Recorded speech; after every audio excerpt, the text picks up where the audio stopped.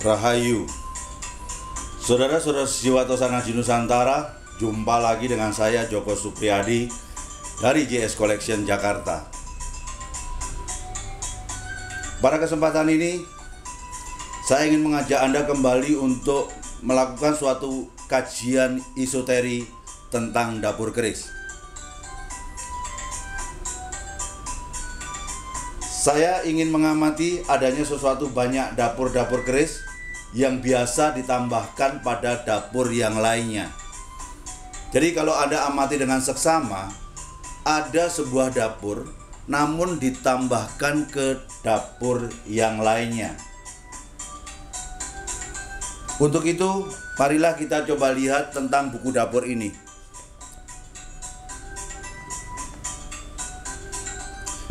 Buku dapur halaman 13.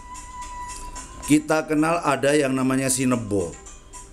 Sinebo itu adalah merupakan semacam suatu sogokan yang sebelah kirinya lurus, sebelah kanannya sebelum sampai ke pucuk ada nonjol ke kanan dikit ini. Inilah yang kita sebut dengan sinebo. Ini adalah dapur sinebo, keris lurus. Kalau seandainya tanpa ada sogokan sinebo ini menjadi sogokan normal, keris ini akan bernama berdapur panjinom atau panjianom.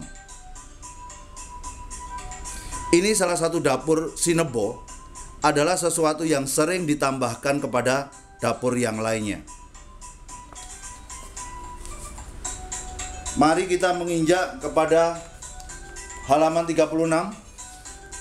Ini ada yang kita sebut dengan uruping dilah. Jadi ada suatu keris yang ada luk tiganya di atas 1, 2, 3. Ini kita sebut dengan uruping dilah. Kalau seandainya ini lurus semua, keris ini seperti kayak dapur brojol. Dengan adanya luk 3 di atasnya, itu disebut dengan dapur uruping dilah. Ini dapur kedua yang sering ditambahkan pada dapur-dapur yang lainnya. Dan yang ketiga, selain sinebo, selain uruping dilah, kita juga melihat ada yang kita sebut dengan pudak sategal. Sejatinya pudak sategal adalah keris luk 5 di mana ada tonjolan ke kanan dan ada tonjolan ke kiri. Yang lancip ke kanan, lancip ke kiri. Ini yang kita sebut dengan pudak sategal. Namun secara keseluruhan ketika luk 5 dengan sogokan 2, ini kita sebut dengan dapur pudak sategal. Inilah adalah dapur yang ketiga yang sering ditambahkan kepada dapur-dapur yang lainnya.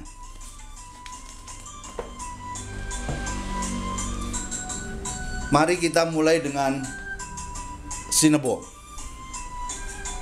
Ini adalah bilah di mana kita sama-sama tahu ini adalah singo barong. Namun di sini ada sogokan yang kedua ini berbelok ke kanan membentuk sudut, baru balik ke kiri naik ke atas lagi. Inilah yang kita sebut dengan yang namanya sogokan sinebo. Sehingga ketika ada keris singo ditambahkan sinebo, akhirnya kita menyebutnya dapur baru yang kita sebut dengan singo sinebo. Jadi sekali lagi, dapur sinebo ditambahkan kepada dapur singo menjadi singo sinebo. Sinebo sejatinya lebih fokus kepada sogokannya yang khas sinebo.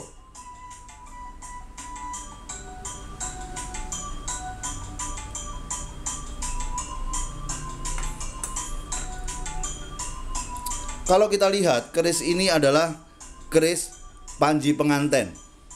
Dia punya kembang kacang double dari atas ke bawah, dari bawah ke atas menuju suatu pertemuan. Ini kita sebut dengan panji penganten. Memang ini sebuah keris yang sangat sederhana, tetapi ini adalah keris tangguh Mojopahit. Namun menjadi berbeda ketika kita naik ke atas, ada lekuan luk 1, 2, 3. menjadi panji penganten Uruping Dilah, sehingga membentuk sebuah dapur baru yang semula dasarnya adalah dapur panji penganten. Sekilas keris ini sederhana, tapi keris ini adalah pamor pedaringan kebak. Mungkin di kamera saya masih belum terlalu jelas. Kalau Anda tahu, dari bawah sampai dengan atas ini ada cacah gorinya. Cacah gori itu tempat menempatkan emas pada saat mau dibuat kinata.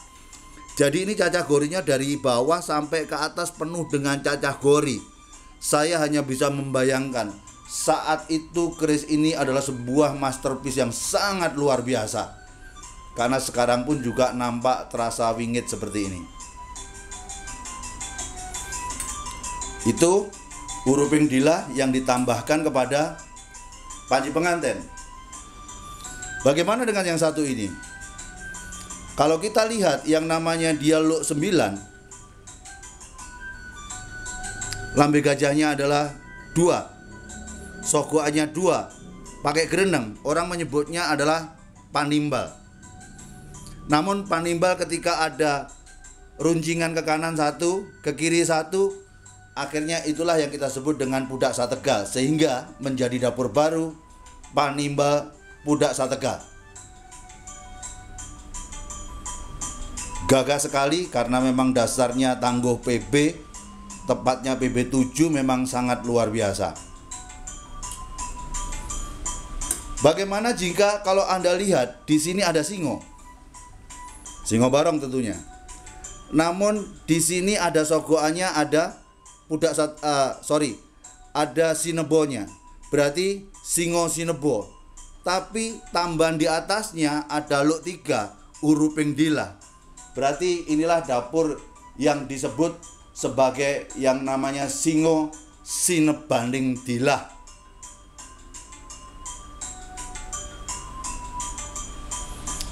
Sama halnya dengan yang namanya dapur Pudak Sategal tadi. Ketika Pudak Sategal ini dihilangkan, ini akan menjadi dapur awal, yaitu Pandowo. Jadi begitulah kira-kira kita memandang tentang perjalanan sebuah dapur. Ini waktunya kita melihat sisi dalamnya daripada dapur tersebut. Maknanya kira-kira apa?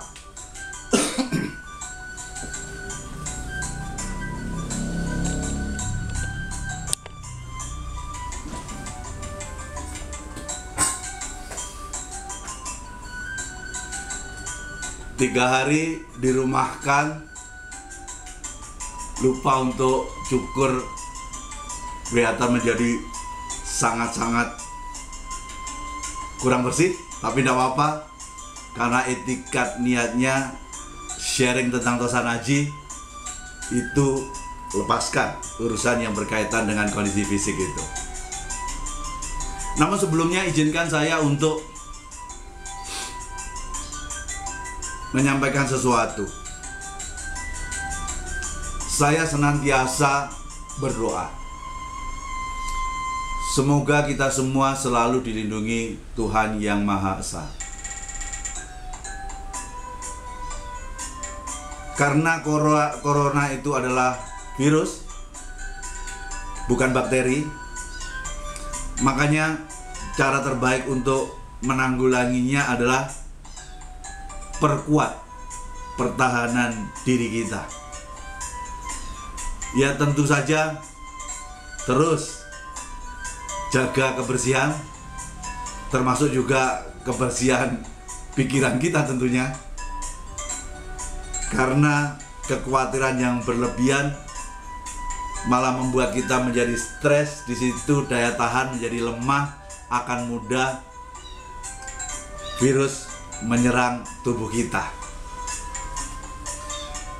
Jadi pada kesempatan ini saya cuman kadang-kadang hanya ingin mengingatkan kembali bahwa Tuhan Yang Maha Kuasa itu punya 3 kekuatan utama. Dialah yang mencipta, Dialah yang memelihara, namun Dialah juga yang melebur. Terkadang kita hanya siap untuk menerima kekuasaan pertama dan kedua dari Tuhan yang Maha Kuasa. Terkadang kita tidak siap ketika Tuhan memberikan kekuasaan yang ketiganya, yaitu melebur. Harusnya kalau kita yakin Tuhan adalah Sang Pencipta, Sang Pemelihara, dan Pelebur, harusnya itu tidak kita tanggapi secara berbeda, karena ketiga-tiganya adalah menjadi kuasanya.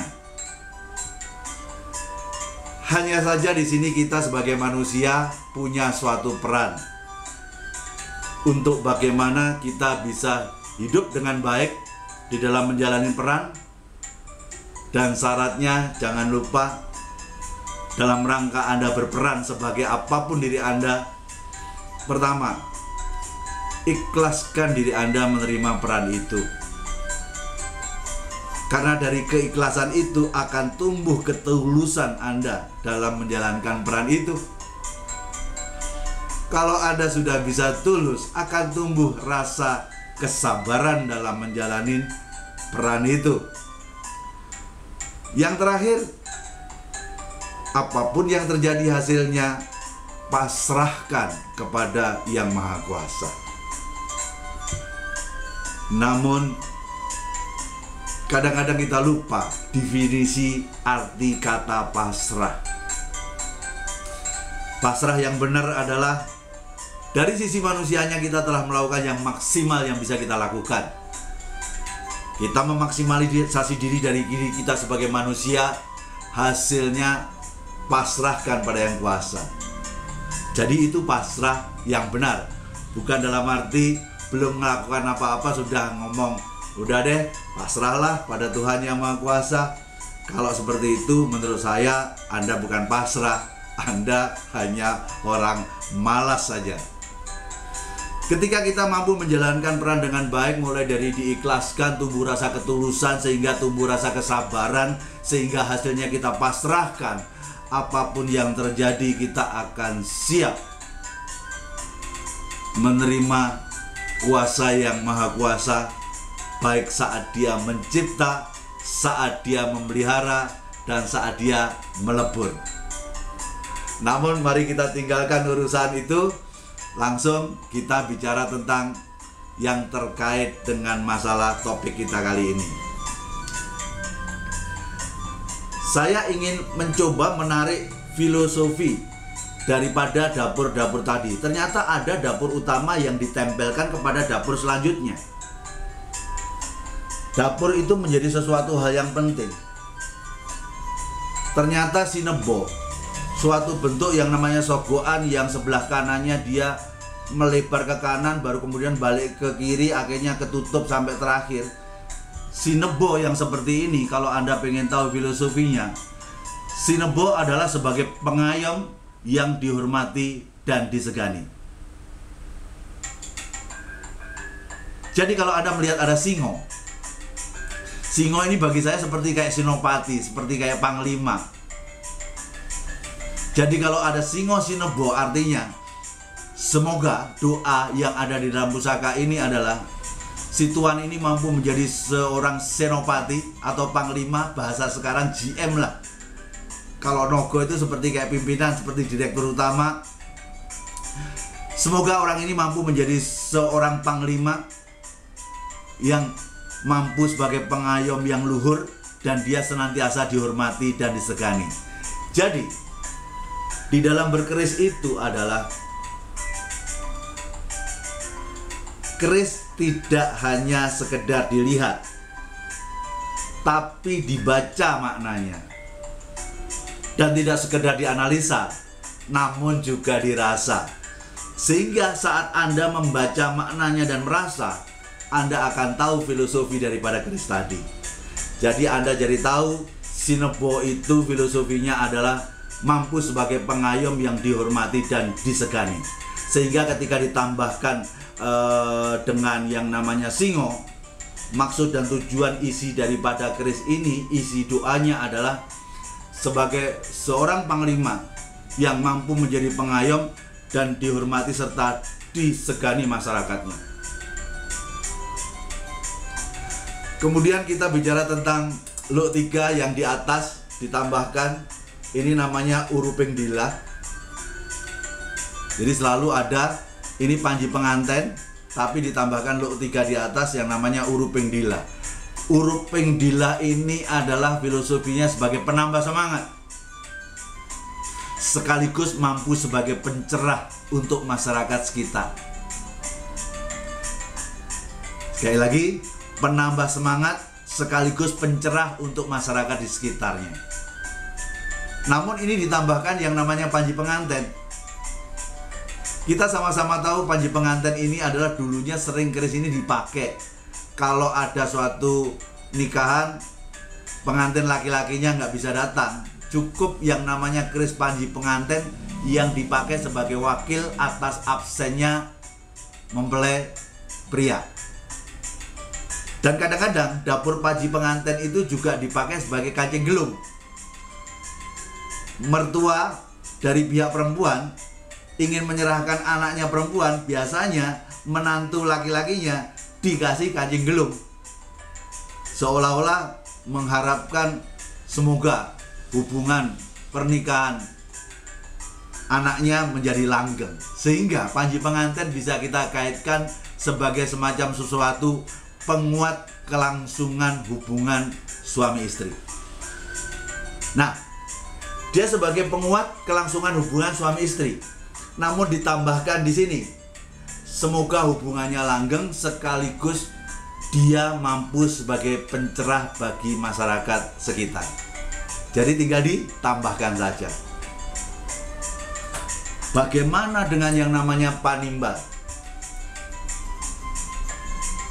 Panimbal Luk 9, tapi ada pudak sategalnya.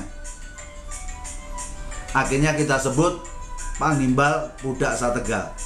Pudak sategal, Anda harus tahu, pudak itu sejatinya adalah daun pengharum. Daun pengharum dimakan itu. Di makanan waktu kita menanak nasi kan dikasih yang namanya pudak. Jadi pudak kalau satu bisa mengharumkan tentang satu bakul nasi tadi. Tetapi kalau sak tegal diharapkan mampu memberikan wewangian pada masyarakat sekitar. Sekarang kita lihat, ini ada Panimbal. Panimbal itu akan mendapatkan suatu kepercayaan yang bagus dari atasannya, sehingga Panimbal untuk menjalin sesuatu hubungan yang kedekatan yang baik antara bawahan dengan atasan. Itulah filosofi dari Panimbal. Tapi kok ditambah dengan pudak sategal. Nah, saat menjaga hubungan kita dengan atasan itu, biasanya ada orang yang sekitarnya barangkali dia akan bisa iri ketika kita dekat dengan atasan kita. Untuk itu pudak sategal itu memberikan efek mengharumkan nama orang itu kepada yang sekitar, sehingga orang-orang yang lainnya akan melihat kita pun juga akan jadi baik di mata mereka, tidak perlu diirikan. Jadi sekali lagi, pudak itu adalah kita sebut dengan yang namanya itu loh, pandan. Daun pandan itu. Jadi sekali lagi, pudak sategal dia diharapkan mampu memberikan pengharum kepada masyarakat sekitarnya, karena daun pandan memang baunya wangi. Bagaimana ceritanya ketika kita coba kaitkan dengan yang namanya ini, Singo Sinebaning Dila. Berarti singo ini sekali lagi Anda sudah bahas tadi. Singo tadi adalah merupakan sesuatu kayak panglima senopati atau fungsinya fungsi GM. Dia tidak hanya punya kuasa, tapi dia juga harus memikirkan perintah daripada atasannya agar dia implementasikan ke bawah. Dia harus memikirkan suatu strategi yang baik untuk menjalankan atau mengeksekusi perintah daripada pimpinannya. Itulah perigelnya sang singo tadi. Namun singo ini butuh adanya semacam sesuatu rasa dihormati orang agar disegani, agar dia mampu sebagai pengayom yang dihormati, yang disegani. Disitulah dia butuhkan yang namanya tamban sinebo. Tapi Dia ingin menunjukkan ada sesuatu semangat yang tinggi, adanya uruping dila, dan mampu dia memberikan sesuatu pencerah kepada yang dia pimpinnya atau masyarakat sekitarnya. Jadi, ketika kita mampu membaca keris dengan baik, ternyata di balik keris itu tersimpan filosofi yang sangat-sangat luhur sekali. Dan terkadang 3 dapur inilah yang sering ditempelkan kepada dapur yang lain, sifatnya menambahkan fungsi esoterinya, yaitu ada dapur Sinebo, ada dapur Uruping Dila, ada juga dapur Budak Sategal, sehingga menciptakan dapur yang baru. Untuk bicara tentang masalah dapur, ada panduan, yaitu tentang buku dapur. Sudah saya katakan di buku dapur itu ada 160 gambar keris. Sebenarnya kalau Anda tanya dapur, rasanya sih kenapa mesti harus tanya, dengan memilih satu buku aja. Mari kita belajar secara mandiri agar ada rasa kita untuk menjadi luar biasa karena kita menemukan dalam bacaan kita. Mari tambahkan hasrat kita untuk gemar membaca. Kecuali kalau Anda tanya tentang makna, barangkali sebagai masih junior, ya barangkali Anda bisa bertanya kepada orang-orang yang anggap lebih senior. Namun Anda udah tahu kan bahwa di posisi channel ini saya bukan ahli, saya hanya pemerhati Tosanaji. Bisa saya cuma sharing kepada Anda tentang Tosanaji. Bermanfaat monggo dipakai, nggak bermanfaat mohon maaf. Barangkali Anda bisa mendapatkan di suatu tempat yang lain. Akhirnya, selalu sering saya kemukakan kepada Anda